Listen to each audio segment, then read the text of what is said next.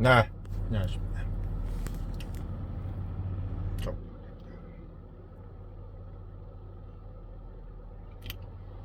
한국 정시 이야기를 좀 하겠습니다.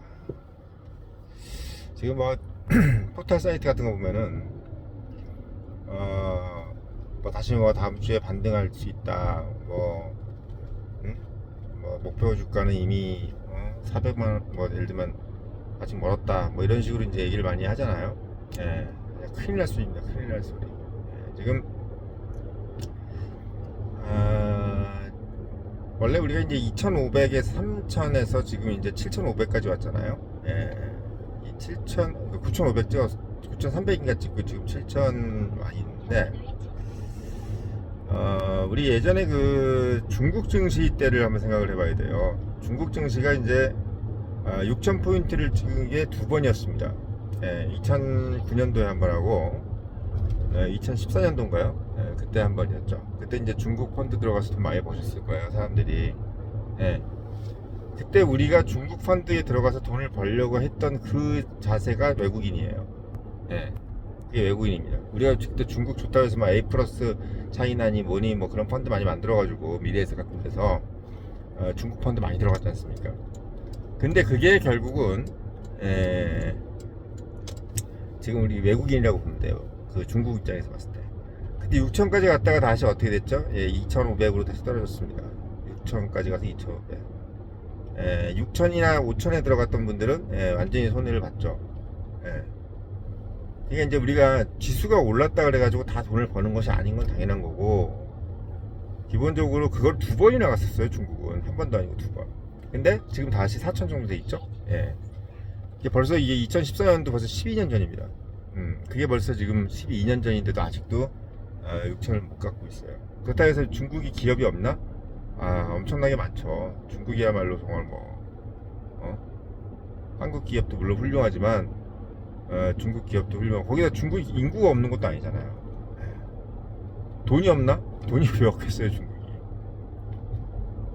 그러니까 그걸 봤을 때는 사실 지금 한국 증시가 지금 사실 뭐 한방을 했는데, 이게 이제 7,500 정도 와 있으니까 많이 떨어졌다. 9,300이니까 이제 7,500이니까 많이 떨어진 거 아니냐 이렇게 생각할 수가 있는데, 매우 위험한 생각인 거죠. 우리가 2,500에서 시작해서 지금 이제 7,500 와 있는 것도 벌써 3배, 3배. 3배입니다. 그러니까 중국이 6,000에서 2,500으로 떨어진 게 3배도 안 되잖아요. 그러니까 우리가 이런 생각을 해야 돼요. 지금 SK 하이닉스나 삼성전자의 이익은 이게 이제 주도를 했는데, 이 이익이 사실은 본인 기업들도 제대로 예측을 못한 상황인 거죠, 사실. 갑자기 이제 패닉이 와서, 그러니까 이게 빅테크 기업들이 AI에 대해서 갑자기 패닉이 와가지고 너도 나도 이제 그 AI에 대한 투자를 하다 보니까, 그게 이제 어떻게 보면은 수요가 몰리다 보니까 이제 갑자기 엄청난 이익을 보게 되는데, 그야말로 정말 뭐 잭팟이 터진 거죠. 근데 그 잭팟이라는 것은 말 그대로 잭팟으로 끝나는 거예요. 계속 돈을 벌 수가 없는 거죠. 그러니까 돈을 번다고 해도 우리가 뭐 예를 들면 철도혁명이나 그런 뭐 인터넷 혁명 이런 거 할 때 계속 그 기업이 돈을 벌진 않지 않습니까? 아니, 돈을 벌어도 지금도 돈을 벌죠. 철도도 돈을 벌고 인터넷도 돈을 벌죠. 다 벌죠. 근데 계속 주가는 올라가지 않아요. 주가는 계속 올라가지 않습니다. 처음에 에디슨이 뭐 지이나 이런 것들이 막 주가가 막 올라갔었는데, 그 이후에 주가가 계속 올라가지는 않습니다. 그러니까 무슨 말씀을 드리는 거냐면, 지금 현재 지수가 물론 뭐 더 올라갈 수도 있다, 뭐 많이 넘는다, 뭐 이런 얘기가 있는데, 그거는 수치적인 계산일 뿐이에요. 제가 말씀드렸지만 금융이라는 것은 정치입니다. 정치. 정치 권력이에요. 정치 권력과 연관이 되어 있는 거야. 정치는 뭐야? 상징이야. 또 정치는 뭐야? 심리야. 근데 심리라든지 상징 이런 거는 어떻게 보면은 그 수치에는 들어가 있지 않은 개념이잖아요. 우리가 이익이라든지 뭐 이런 어떤 주가를, 우리 그 경제 논리에 있어서는 우리가 뭐 경제 상정률이라든지 이런 데는 그게 심리라는 거나 뭐 이런 상징 이런 게 들어가 있지는 않지 않습니까? 그러니까 금융이라는 것은 이렇게 증시를 얘기할게요. 뭐 금융이라 그래도 뭐 증권, 은행, 보험 같은 경우는 뭐 그런 개념이 없죠. 그냥 정확하게 수학적인 개념으로 이제 하는 거고, 증시는 어쨌든 간에 나중에 사람들이 앞으로 이제 더 좋아질 것이다 또는 더 나빠질 것이라는 것을 때문에 그 쏠림 현상이 일어나는 부분들을 막을 수는 없잖아요. 보험을 뭐 쏠림 현상으로 뭐 든다거나 뭐 예금을 쏠림 현상으로 들고 이러진 않잖아. 그렇잖아. 근데 주식은 쏠림 현상으로 이제 가입 그 주식을 산단 말이에요. 그러니까 지금 이제 현재 우리가 7,500이 와 있는 이 상태는 그러면 어떤 정도의 상태냐라고 봤을 때 제가 봤을 때는 과도한 상태예요. 예. 이미 9,300도 사실 과도한 상태인데 그때는 저도 그렇고 그걸 이제 방관했던 이유가 가장 큰 게 뭐냐면 어차피 끌어오르는 거니까 어디까지 끌어오르는 것은 보고 싶은 거죠. 그게 무슨 예를 들어 9,300인지 15,000인지 알 수가 없잖아요. 근데 이게 한번 내려가기 시작하면요, 이거는 이제 뭘 의미하냐면 이미 과도한 것을 다 알고 있는 상태이기 때문에 이 지수가 낮다라고 생각하는 사람은 아무도 없을 거예요. 7,500이. 제가 생각할 때는 한국 경제의 지금 현재 상황에서 봤을 때는 이 한국 경제라는 것은 여러 가지 뭐 유동성 상황도 봐야 되고 뭐 이익 상황도 봐야 되는데 이익이 나죠. 지금 한국 기업들이 이익이 나요. 이익이 많이 난다고. 근데 그 이익이 나는데 그 이익이 나는 것을 다 감안해서 보면은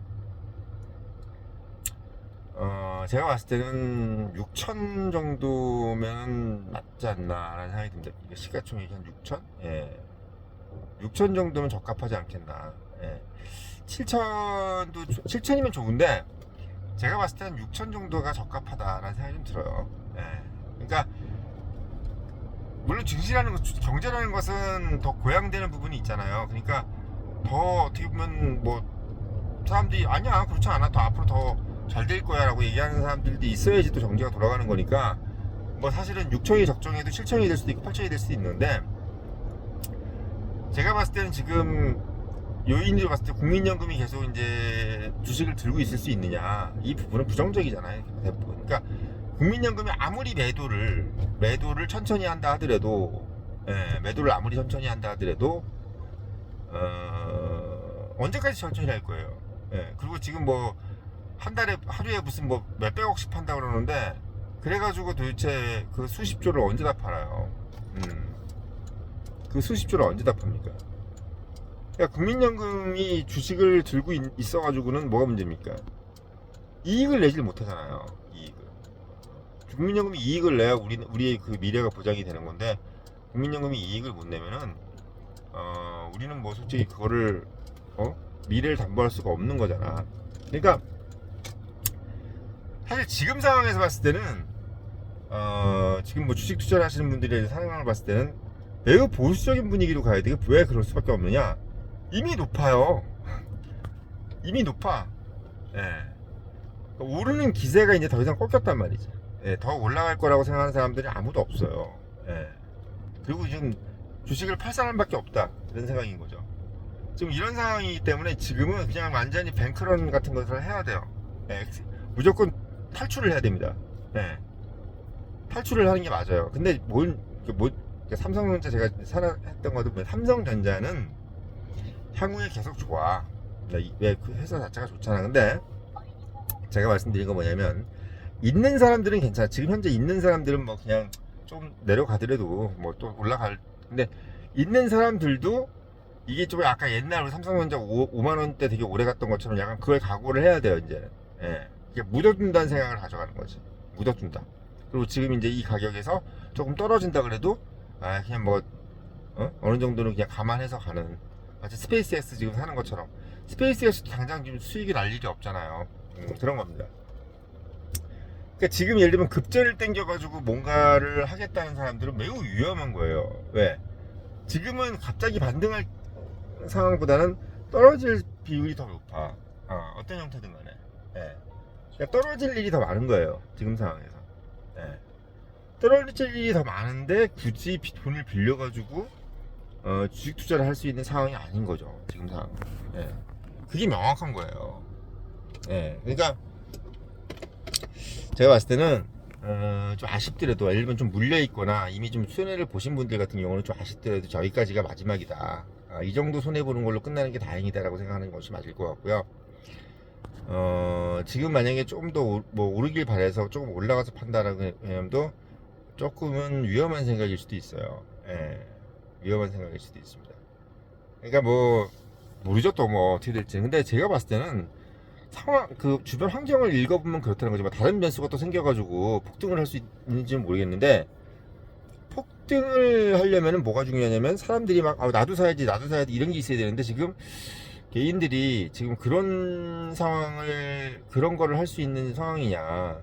예, 지금 뭔가 지금 주변에서 지금 돈 번 사람보다 갑자기 돈 잃은 사람이 더 많아져 버렸던 거예요. 예, 근래 2주일 동안에. 음. 그러니까 근래 2주일 동안에 돈을 잃은 사람들이 더 많은 상태이기 때문에 지금 상태에서는 조금 이제 위험하다. 좀 위험하다. 이렇게 보시면 될 것 같고 지금 그래가지고 지금 뭐 SK 임원들도 다 230만 원대에 다 팔아버렸잖아요. 예, SK 임원들도 230만 원대에 다 팔 때 왜 이렇게 올라가는데 왜 파나 막 이렇게 했었잖아요. 그게 뭐 거의 300만 원까지 찍었는데도 230만 원에 팔았던 이유가 다 있었던 거예요. 그 사람들도 다 있었던 겁니다. 예. 그 사람들은 뭐 돈 벌기 싫어가지고 그 돈을 다 팔았겠습니까? 그런 상태이기 때문에 지금은 기업이 좋다 나쁘다라는 개념보다는 지금 상황에서는 예를 들면 삼성전자 말고 다른 걸 사는 게 어떻겠냐, SK하이닉스나 삼성전자 말고 다른 걸 사는 게 어떻겠냐는데 그것도 위험한 게 뭐냐면 지금 현재 코스피 지수가 높아요. 높은 상황에서 그나마 이익이 많이 나는 회사를 놔두고 다른 회사를 샀다가는 그 지수가 떨어졌을 땐 더 큰 손해를 볼 수가 있겠죠. 예, 더 큰 손해를 볼 수가 있어요. 그래서 지금 상황은 너무 자기의 돈을 가능성에 놓고 돈을 지른다는 것은 좀 위험하지 않겠나 이런 생각이 들어요. 그러니까 너무 지금 상황을 그냥 어떤 도박을 하듯이 오를지 내릴지 모르는 50대 50의 상황으로 해서 돈을 넣는 것은 좀 아닌 것 같다. 그러니까 100%, 한 70% 이상은 오른다는 느낌으로 갔을 때는 돈을 넣는 게 많은데 그게 이제 지난 6개월이나 1년 정도의 상황이잖아요. 그죠? 그런 상황일 때는 그게 맞는데 지금 상황에서는 그게 조금 위험하다라고 이제 보여지는 겁니다. 위험하다라고 보여지는 거예요. 그래서 이 정도에서 어느 정도 파티를 끝내는 것이 맞다. 여기서는 뭐 손해본 사람은 손해본 사람대로 그 돈을 좀 적게 벌었다 아쉬워하는 사람은 돈을 적게 벌었다는 아쉬움대로 그 정도에서 딱 심화하고 다음 기회가 올 때까지는 이제 좀 정상적인 어떤 뭐 수익 구조, 예를 들면 뭐 그냥 예금이라든지 또는 뭐 이렇게 뭐 큰 변동 속으로 몇 배를 벌고 이런 이제 기회는 이제 앞으로는 없을 것이다. 그래서 그런 부분들을 지금 기대하는 것은 조금 위험한 생각이다라는 생각이 좀 들고요. 예. 그래서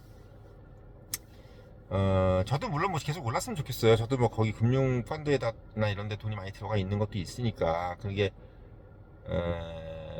뭐 오르면 좋죠. 근데 제가 생각할 때는 오를 가능성보다는 떨어질 가능성이 더 많은 것 같아요. 그러니까 한 45대 55 이런 상황. 그럼 55가 떨어질 비율이 5%라도 높다는 거는 아니라는 거지. 예, 아니라는 거예요. 그래서 제가 봤을 때는 지금은 굳이 위험 부담을 감수하면서 뭐 물론 저는 종목이나 이런 투자를 잘 안 해요. 예, 그런 걸 할 능력도 못 되고 제가 주식을 볼 수 있는 눈도 없습니다. 저는 그냥 지수 정도를 보는 거죠. 예, 그리고 경제를 좀 보는 거고 금융이라는 것은 정치고 또 국제금융이라는 것은 국제정치이기 때문에 정치와 국제정치를 논하는 사람 입장에서 봤을 때는 금융 상황이 지금 그렇게 녹록하진 않을 텐데 그래도 뭐 이렇게 뭔가 오른다 이런 느낌으로 갈 수 있다는 것은 모르겠습니다. 제가 봤을 때는 누가 그런 얘기 하더라고. 이게 이제 왼쪽 어깨가 있고 오른쪽 어깨가 있잖아요. 그러니까 머리가 있고. 근데 지금은 오른쪽 어깨인 것 같다. 예. 우리가 왼쪽 어깨 했을 때가 뭐였어요? 한번 폭락했다가 6천인가 뭐 그때 한번 폭락했다가 9천까지 쫙 올라갔잖아요. 그게 이제 왼쪽 어깨인 거지. 9천까지 갔다가 지금 이렇게 7,500까지 내려온 게 이게 이제 오른쪽 어깨가 아니겠느냐. 오른쪽 어깨가 아니겠느냐는 생각이 들어요. 그래서 지금은 어깨에서 우리가 무릎에서 타서 어깨에서 팔라 그러지 않습니까? 지금이 제가 봤을 때는 그나마 이제 똔똔이라든지 조금 적은 손해 아니면 적은 이익 정도에서 마무리할 수 있는 그런 기회가 아닐까라는 생각이 들고, 여기서 너무 이렇게 시간을 지체하다가는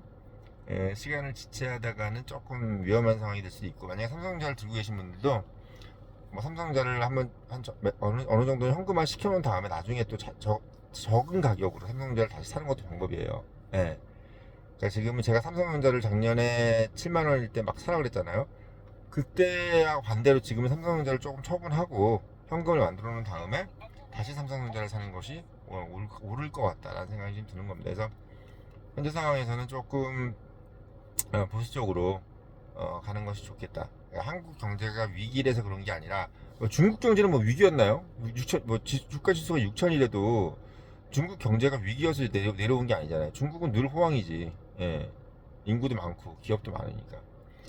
미국은 뭐 경제가 좋아가지고 계속 우상향인가요? 그게 아니잖아요. 금융은 정치예요. 미국이 패권국이기 때문에 주가가 우상향하는 겁니다. 이렇게 정확하게 말씀을 드릴게요. 원래는 주가는 계속 오르락 내리락 해야 되는 게 정상이에요. 근데 주가가 계속 우상향이 되는 이유는 미국이 계속 달러를 찍어낼 수 있는 국가이기 때문입니다. 달러를 찍어내니까 계속 우상향이 될 수밖에 없죠. 그렇잖아요. 달러가 계속 늘어나는 거예요. 그러니까 우상향이 되는 겁니다. 예. 근데 지금 보면은 달러를 계속 찍어내임에도 불구하고 달러는 어때요? 강달러예요. 신기하죠? 달러를 찍어내면 달러가 약해져야 되는데 왜 강달러가 될까요? 예. 그 이유는 뭐냐면 달러가 흔하기 때문에 달러를 더 원하는 겁니다. 마치 우리가 주변에 아파트가 되게 많잖아요. 그럼 아파트가 되게 많으면 아파트 값이 떨어져야 되죠. 근데 아파트 값이 더 오르는 이유가 뭐예요? 흔하니까 모두가 다 아파트에 살고 싶은 거야. 옛날에는 다 아파트가 아니었잖아요. 빌라 사는 사람도 있고 단독주택 사는 사람도 있고 막 이랬는데, 지금은 모든 사람들이 다 아파트에 사니까 아파트가 더 오르죠. 달러도 마찬가지예요. 이제 모든 사람들이 달러를 쓰. 옛날에 우리 때 80년대 때만 해도 그렇게 달러만 쓰지는 않았어요.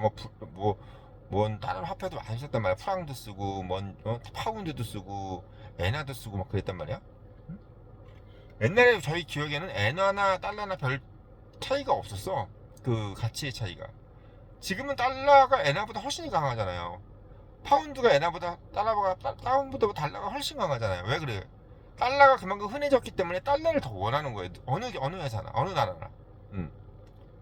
달러에 대한 집착이 더 많아진 겁니다. 아파트에 대한 집착이 더 많아지듯이. 예. 이런 비유가 적절한 거 아니겠어요? 그래서 청년님 보는 거예요. 청년님 왜 봅니까? 쉽게 얘기해 주잖아. 쉽게. 제가 홍춘욱 박사 좋아하는 이유가 홍춘욱 박사도 쉽게 얘기해 주잖아요. 근데 제가 홍춘욱 박사보다 인물이 조금 낫지 않습니까? 우리 연대 선배기도 하지만 그분이 또 보수적이라 약간 우파 같아요. 제가 봤을 때는. 예. 대구 분이시지? 그분이 국민연금에 좀 있었는데, 저도 그 얘기 듣는데 저는 약간 그런 풍이 좀 아니니까 홍춘욱 박사 풍은 아니지. 예. 각도기를 좀 보는데 각도기도 재미는 있어요. 근데 각도기는 보니까 너무 금융에만 이제 몸을 담다 보니까 거시적인 눈은 조금 없는 것 같더라고. 각도기를 비하하는 게 아니고요. 각도기 훨씬 낫죠 저보다. 근데 각도기는 거시적인 눈이 좀 없는데, 홍춘욱은 거시적인 눈이 있는 게 본인이 국민연금에서 근무해서 그래. 거기도 사실은 상대 출신이 아니고 어디 문과대 출신이에요. 근데 이제 증권회사 들어가지고 이렇게 된 건데, 거시적인 눈이 갖게 된 것은 국제정치에 대한 눈이 있어서 그런 게 아니라 국민연금에 있었기 때문에. 그러니까 사실 어떻게 보면 지금 상황에서 저는 분명히 시사 전문가고 청년 멘토인데, 이상하게 금융업이라든지 이런 것들 얘기하면 다 맞는 이유가 뭐냐면, 저는 국제정치를 오랫동안 봐왔고 또 기업에 오랫동안 몸담으면서 지금도 몸담고 있으니까 현실 감각이 있잖아요. 계속 그 현실 감각으로 계속 이게 거시적인 안목으로 보니까 실제 우리가 지금 어디 위치에 포지션이 있는지를 정확히 보이는 거예요. 네.